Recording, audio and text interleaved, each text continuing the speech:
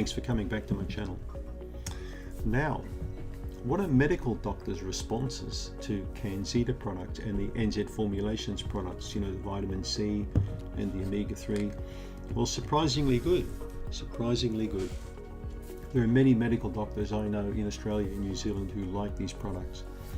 But mind you, we have many doctors down here that have trained at the Institute of Functional Medicine, the IFM. Many doctors I know are medically qualified but have gone on then to do postgraduate studies in my kind of field, looking more at nutrition, looking more at herbal medicines, looking at homeopathic medicines, looking at different types of approaches apart from pharmaceutical approaches.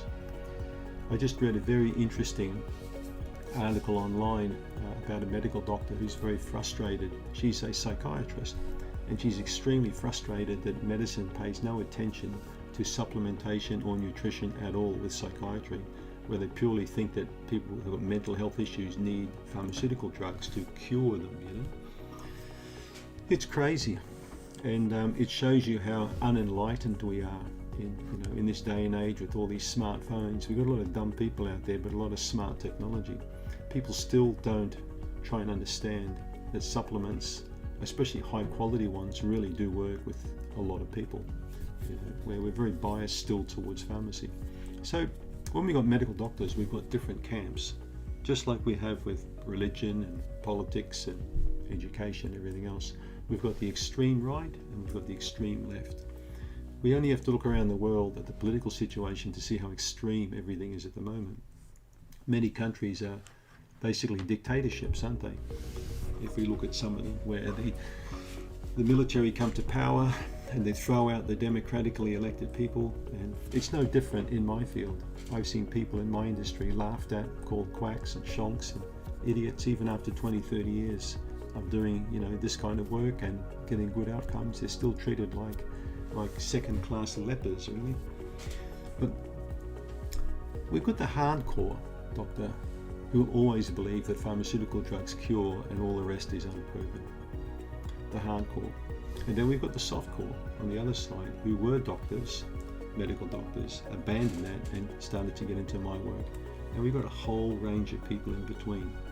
So there's no one doctor's opinion that's really valid. It really depends on the experience of the person. It depends under how they're practicing, what duress they're practicing under. The medical association sometimes comes down on them really hard. Let's not forget that it was only 100 years ago, less than 100 years ago, in America, when a doctor practiced homeopathy or recommended massage or herbal medicine, but they were struck off. They were just taken off the medical register. They were seen as complete idiots. At one stage, doctors were even told not to give lifestyle advice to people, but just to prescribe pharmaceutical medications. Very biased system. Still very biased today.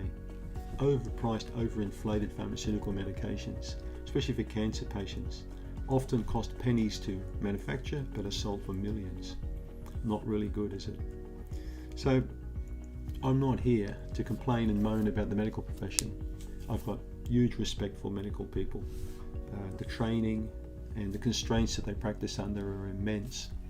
Many of my dear friends are medical doctors, so I'm not sinking the boot into them, all right?